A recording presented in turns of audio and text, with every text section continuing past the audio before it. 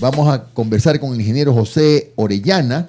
El ingeniero José Javier Orellana ha sido viceministro de Comercio Exterior, asesorado a ministros de Comercio Exterior y de Medio Ambiente, miembro de diferentes directorios de la Cámara de la Construcción y tiene pues su propia empresa BizBroker. Pero también hemos visto, y lo comentamos así en redes sociales, sus opiniones sobre temas de carácter económico, que es lo que nos ocupa para esta entrevista. Ingeniero, veo que una de las preocupaciones suyas, como de muchas personas, es que a lo mejor el gobierno no le alcance en los tiempos o no tenga la suficiente fuerza política para cumplir con todos los compromisos que asumió con el Fondo Monetario Internacional. ¿Es correcto? Bueno, primero, buenos días a la mesa, buenos días está? A todos los radioescuchas, a todos los que nos ven por el mundo entero. Saludos a Europa, Estados Unidos, Nueva York. Y nos ven por el mundo entero, le cuento. Sí, Muchos migrantes. No, yo fui un inmigrante. ¿Ah, vio? Claro, yo viví 24 años fuera del Ecuador de adulto y 6, 7, porque mi papá estaba estudiando en Estados Unidos y en México. Ya. Entonces conozco muy bien, viví mucho tiempo en Nueva York, todavía tengo cosas en Nueva York y un saludo a todos los neoyorquinos, ¿no? Claro, a sus amigos. Muy bien. Está haciendo frío por ahí. ¿Perdón? Está haciendo Harto frío. harto frío. Pero bueno, respondiendo a tu pregunta, sí, mira, este es un gobierno que le quedan a lo sumo un poco más de 15 meses. Ya. Está presionado, no tiene capital político. O lo tiene muy poco y tiene acuerdos con el Fondo Monetario de cosas que tiene que hacer, especialmente en la parte legislativa, que tiene que ir a la Asamblea por temas muy importantes. También tiene temas de recaudación fiscal. Para reducir la brecha tiene un acuerdo sobre el monto. El FMI ha tenido bastante facilidad para reducir el objetivo, lo que debería facilitarlo. Ha sido flexible, digamos. Mucho más flexible, exactamente. Ahora el Fondo Monetario ya no es el cuco de antes. Habla más de que se necesita mantener el gasto social para evitar los problemas de los ajustes. A Perú también le recomendó, por ejemplo, de que no haga un recorte tan rápido para que no afecte el crecimiento. Entonces no es el mismo FMI de antes, pero igual nosotros no hemos cumplido muchos compromisos y ya viene otra elección, ¿no? Y ahí tienes otro factor que son los mercados de capitales, ¿no? El problema de la calificación de crédito que nos ha dado Moody's, el alto riesgo país, porque hay dineros que no se van a poder utilizar, por ejemplo, para pagar estos bonos que vencen en el 2022. Estos dos temas son vinculados porque todos estos dos temas son financiamiento del Estado. Ya. Ahora, el Fondo Monetario, entre las cosas que recomendó, porque los presenta como recomendaciones, es focalizar los subsidios, ¿verdad? Exactamente. ¿Usted cree, primero, le pregunto si es necesario, ingeniero, y segundo, si va a ser posible, justo por este ambiente de año político en el que estamos? A ver, la focalización de los combustibles se habla desde mucho tiempo atrás. Yo regresé al Ecuador del 14, ya se hablaba, del 2014 ya se hablaba de eso. Se hablaba desde los 90, que llegué a trabajar en el Banco del Pacífico, ya se hablaba del tema de focalizar. De poder hacer, se puede hacer. En El Salvador se hace. Se entrega una tarjeta electrónica para las personas que tienen ciertos niveles económicos, necesidades. Cierto nivel puedes poner cajas electrónicas en los buses. Entonces la persona de tercera edad la presenta, etcétera. No hay maneras. Hay maneras. El problema es si hay capacidad de implementar, ¿no? El tema es muy político porque realmente afecta a gente. Más o menos 10% del Ecuador vive en extrema pobreza. Ya. O sea, tienen ingresos por debajo de $200 al mes como familia. Ya. Entonces, a esa gente tú tienes que presentarle una solución. Porque la mayoría de la gente dice, no, mira, esto es $20 al mes. Sí, pero esa gente, esos $20 representan... Claro, el 10% de sus ingresos. Es una comida semanal, a lo mejor de la familia, que se deja de comer ese día. Entonces, tienes que presentar unas soluciones. El problema es que tú no puedes mandarte la medida sin esas contrasoluciones. Y el gobierno ha dejado pasar mucho tiempo. Entonces, vamos a ver, me imagino que sí lo van a hacer, especialmente en el campo de la extra y de la eco, porque va a ser menos factible que esa gente de clase media. En Ecuador hay alrededor de 1.200.000 vehículos privados, que la mayoría de esos vehículos los posee la clase pudiente y la clase media. Y la clase media no va a salir a la calle a protestar si le suben 15, 20 centavos a la extra, ¿no? Ahora, ya lo vimos en la super, ¿no? No habiendo podido cumplir con los compromisos con el Fondo Monetario Internacional, ¿qué expectativas o posibilidades reales van a existir de que todos esos acuerdos que se acaban de dar entre Estados Unidos y Ecuador en materia de educación, en materia de inversión, en ciertos temas de orden comercial, vayan finalmente a cristalizarse, tomando en consideración el poco tiempo que tiene este gobierno en el poder? A ver, son dos temas un poco distintos, ¿no? El Fondo Monetario es una organización multilateral en la que Ecuador es miembro. La política exterior de Estados Unidos es la política exterior de la Presidencia de la República de Estados Unidos, la Cancillería de Estados Unidos, del presidente de Estados Unidos. Y es obvio que la embajadora Baki tiene excelentes relaciones con el presidente. Ella asistió, hubo muy pocos ecuatorianos invitados a la ceremonia de posesión del presidente Trump. Ella era una de las principales invitadas, recién creo que la habían aceptado y a los 2-3 días ya estaba anunciado este viaje. Entonces yo veo que esa agenda sí se va sí es viable. manejar, sí es viable. El problema es cuándo vas a sentir los efectos. Porque, por ejemplo, entrenar a estos policías, mandar a estos profesores para enseñar inglés, todo eso sí, pueden venir en abril, es un proceso, mayo. Es un proceso. A mediano plazo sentirás el efecto. Claro. Y ni hablar entonces de un tratado de libre comercio. A ver, el Tratado de Libre Comercio, en abril viene parte de la delegación de Estados Unidos. Ahí el tema va a ser irritantes. ¿Cuáles son? Irritantes son los problemas, ¿no? O los temas sensibles. Los temas sensibles, ¿no? La terminología usualmente es los irritantes para el acuerdo. De nuestro lado son sectores, por ejemplo, como el maíz. ¿No? Que el maíz en Estados Unidos es muy barato, alta producción en el sector avícola, por la misma relación que hay con el maíz. Del lado de Estados Unidos, por ejemplo, va a ser propiedad intelectual, porque ellos viven mucho la propiedad intelectual, y ya ha habido casos en Ecuador, por ejemplo, el de Pfizer, el de Equifax, está el tema de Chevron. Pero yo creo que las voluntades, si la presidencia de Estados Unidos, el secretario de Comercio, el ministro de Comercio de Estados Unidos te llama, y tú eres el director general, así seas Chevron o Pfizer, y te dice, mira, estás en un país que es 1/10 del Producto Interno Bruto Mundial. Lo que pasa es que siempre nos olvidamos de eso. Ecuador es 1/10 del Producto Bruto Mundial. Entonces no somos para estas compañías realmente un problema. Lo que podemos ser es un mal ejemplo. Entonces, en cierta manera dicen, bueno, si le permitimos a este país que haga estas cosas, otros países no van a hacer el mismo tema. Entonces, yo sí creo que una facilidad que se pueda concretar hasta cierto nivel en estos 15 meses. Ahora recordemos, se firmó con Europa, pero se tardó un año en ratificar. Claro. O sea, se firmó con el ministro Rivadeneira, yo fui viceministro de Rivadeneira, pero se terminó con Casinelli. Claro. O sea, es un proceso que ingeniero, por ambas asambleas, ¿no? ¿En qué es bueno para Ecuador y en qué es malo para Ecuador un acuerdo de libre comercio con Estados Unidos?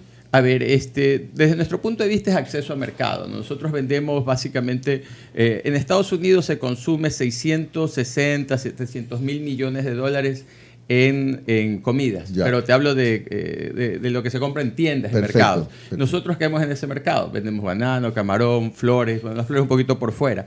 Este acuerdo mejoraría las ventas de rosas, atún, lo que acaba de acordarse en el viaje, claro, el SGP, claro, ¿no? Sí. Mejoraría porque tienen aranceles altos. Ya con un acuerdo tendrías una entrada a una mayor gama de productos. Ahora, nosotros competimos vis a vis con Colombia, Perú, Guatemala en todos estos aspectos. O sea, no es que tenemos un producto muy diferenciado. Entonces, por ejemplo, hemos perdido competitividad en banano, porque somos más caros que producción en banano. En Ecuador, el rendimiento de cajas por hectárea es como 1.800. En Guatemala es 3.000. Claro. Y ellos no... El flete, claro. Entonces, pero mira, es que hay cosas que sin el banano, el costo de flete de Ecuador sería altísimo. Porque el banano es el que trae el volumen para que los barcos vengan acá. Claro. Entonces, el hecho de que vendemos bastante banano reduce el costo logístico para todos los exportadores. Para el resto. Para el resto, exacto. Entonces, sí, el acuerdo yo creo que tendría beneficios. Desde el lado de las importaciones, estamos importando más desde Europa y en lo que estamos es sustituyendo.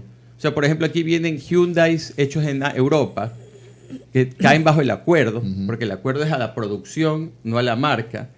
Entonces esos carros vienen con el acuerdo, en vez de haber, por ejemplo, en Estados Unidos también hay fábrica de Hyundai. Claro. Hay fábrica de Hyundai en Corea del Sur. Pero no solamente en el tema de vehículos. Por ejemplo, voy a poner un ejemplo un poco tosco, pero bueno. Sí. En Estados Unidos el maíz es barato. Ese acuerdo puede significar que, entre comillas, obliguen al Ecuador a comprarle maíz a Estados Unidos. Probablemente haya una tabla. Por ejemplo, en los vehículos con Europa hay una tabla. Ya. Una tabla que ha bajado el arancel progresivamente a partir de los años. Porque eso quebraría a los maiceros de acá. Claro, pero no. En estas mesas de discusión se llegan a acuerdos, ¿no? Acuerdos específicos. Tú presentas una lista y dices, aquí está mi lista. Ellos presentan su lista y empiezas a discutir los términos. Pero siempre, a ver, Estados Unidos en particular momento, el presidente Trump no es muy amigable en los acuerdos. No lo es. Pero sí le gustan los acuerdos binacionales. Y estamos en gracia de Estados Unidos. Ya. Porque hemos básicamente en los últimos 2,5 años hemos cambiado mucho nuestra política internacional. Ya. Estamos en contra de Maduro. estamos mucho más fuertes en los controles de narcotráfico, estamos básicamente alejados de Irán, ¿no? Y todo eso está dentro de la política de Estados Unidos. ¿Y eso Entonces, es bueno, economista? Todos estos cambios que se han dado, ingeniero. Pero a ver, la palabra bueno significa en qué aspecto. En el aspecto político, geopolítico, nosotros no tenemos consecuencias. Vivimos en el total fantasía que Ecuador es un país de importancia geopolítica. No lo somos. Y me acuerdo cuando estaba viviendo en Europa, que estaba en Holanda y los holandeses decían, nosotros no tenemos política internacional, somos comercio internacional. Nosotros ingresamos por la parte comercial, porque Holanda tiene 18 millones de habitantes. Es la misma población que Ecuador. Claro, unos ingresos mucho más grandes. Y si no somos importantes geopolíticamente hablando, ¿cómo entender ese espaldarazo de Trump? A ver, pero es que en esta zona del mundo hay pocos amigos de Estados Unidos. Ya. Y nosotros hemos estado del otro lado. O sea, nosotros estábamos con problemas con Estados Unidos. A ver, el tema Assange fue bastante serio para Estados Unidos. Y recordemos que Assange no pasó mucho tiempo después de las primeras visitas que... Chao, Assange. Claro. Oiga, lo que usted dijo, perdón, sobre lo poco que representamos geopolíticamente. Ayer veía que una candidata a la presidencia de los Estados Unidos no sabía ni el nombre del presidente de México, que queda al lado. Sí. A ver, no me refiero a sí. que ni siquiera tiene el conocimiento y aspira a ser presidente de los Estados Unidos. Sí, pero a ver, es que el mundo, el Producto Interno Bruto global, Latinoamérica es 8%, la mitad de eso es Brasil y México. Claro. Ya. Japón es más que toda Latinoamérica en el Producto Interno Bruto mundial. Entonces tú te preocupas de aquello que a ti te causa cierto problema, ¿no? Entonces, por ejemplo, yo no sé dónde sea. Te doy otro caso. El presidente Bush, hijo, nunca había salido de Estados Unidos. La única salida que él tuvo fue el matrimonio del hermano, que fue gobernador de Florida, Jeb Bush, que se casó con una mexicana. Yeah. Esa fue la única salida del De presidente antes de ser presidente. Bush, hijo. Ya. 90% de los norteamericanos no salen de Estados Unidos. Lo que pasa es que es un país de 330 millones de personas. Entonces, si tú tienes 33 millones de personas que viajan fuera del exterior, dices, bueno, sí, estos gringos viajan, pero no viajan tanto. Es un país que... Y ellos lo que te dicen es, mira, yo tengo todo aquí. O sea, quiero isla tropical, me voy a las US Virgin Islands. Claro, o a Hawái. ¿Quieres nieve? Tienes nieve. Sí, todo. Quiero desierto. Ingeniero, yo siempre he creído... Y el término de seguridad, perdón. Ellos también consideran que el mundo es muy peligroso para ellos porque también lo que ven en los medios, ¿no? Perdona que te interrumpa. Para países como el nuestro, los tratados de libre comercio siempre nos benefician más al débil que al fuerte. Es mi manera de... A ver, lo que pasa es que primero no hay acuerdo de libre comercio. Lo que hay es administración de comercio. El libre comercio per se es una teoría, es todo teórico. Porque siempre hay algún nivel de administración. Por ejemplo, tú en Estados Unidos no puedes vender pickups.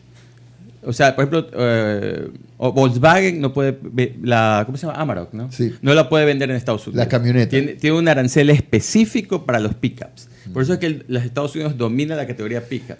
Claro, es proteccionista con su... Todos los países te juegan a su favor, ¿no? Ahora, lo que pasa es que nosotros no somos tan grandes y nosotros no competimos. Estados Unidos produce poco banano, algo en Hawái, pero... Ingeniero, Sí, esto disculpe. en la parte final, no se preocupe, No. en la parte final y tratando de resumirlo, ¿cómo ve usted el 2020 en lo económico para Ecuador? ¿Otro año de cero crecimiento? A ver, quizás haya algo más de crecimiento, pero a ver, mientras tú no crezcas más allá del 1.5%, que es lo que crece la población, tú estás decayendo. Ya. El más alto Producto Interno Bruto del Ecuador en su historia fue el 2014, con un precio de petróleo en presupuesto de $96.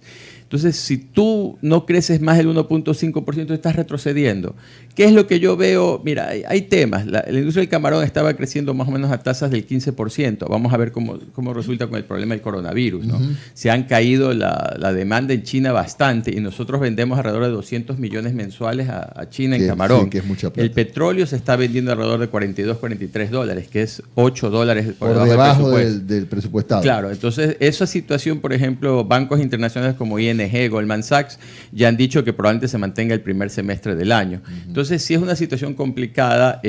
Ahora va a haber mayor inversión en la construcción, toco madera, porque la construcción es un sector que da mucho empleo a mano de obra no calificada, pero en realidad ha tenido unas caídas brutales desde 2014 a la fecha. Se han perdido unos 100.000 trabajos, ¿no? Entonces, sí lo veo complicado y lo que más veo es que la inacción. Hoy día lo vi al ministro en una entrevista en televisión. ¿Cuál ministro? Al ministro de Finanzas, Claro. Richard Martínez. Y él hablaba como que muchos de los problemas son del exterior, ¿no? Todo pasa por Ya. los chinos, la calificadora de riesgo que no entiende. Y yo lo conozco a Richard Martínez, es un tipo muy profesional. Pero hay una verdad, o sea, la calificadora de riesgo no bajó el riesgo, no subió el riesgo país del Ecuador. El riesgo país del Ecuador ya estaba alto. Claro. Y no tienes un plan conciso y potencialmente ejecutable para reducir, para ser capaz de llegar al 2021 con un Claro. plan estratégico para el nuevo régimen. Entonces, sí, la situación es complicada, pero todavía creo que va a haber sectores de crecimiento en Ecuador. El crimen totalmente vinculado con la pérdida de empleo y la economía.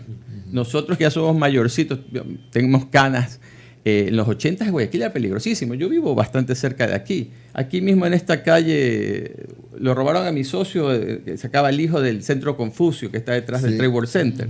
Claro, en esta zona hay bastante crimen. Tú hablas de la Garzota, pero esta zona de la Orellana hay bastante también.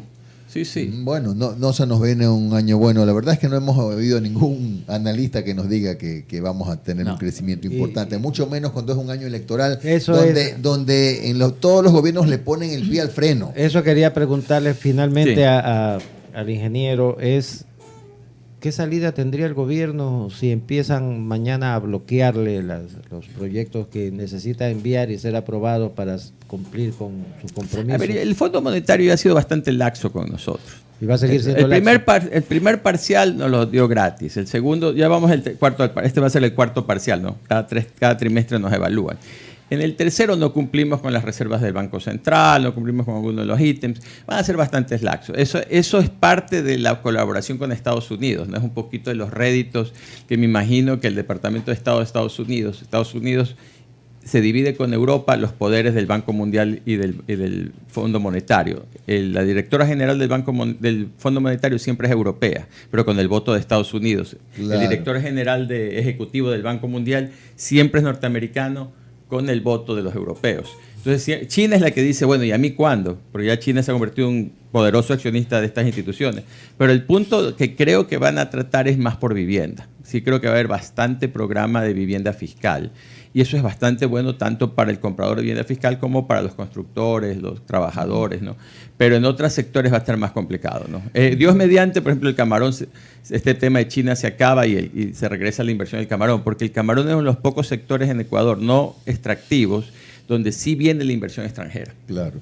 Gracias, ingeniero Un José placer, Jimmy. Orellana. Siempre es importante tener nuevas voces y por eso estamos aquí en Teleradio con nuestro invitado, el ingeniero José Orellana.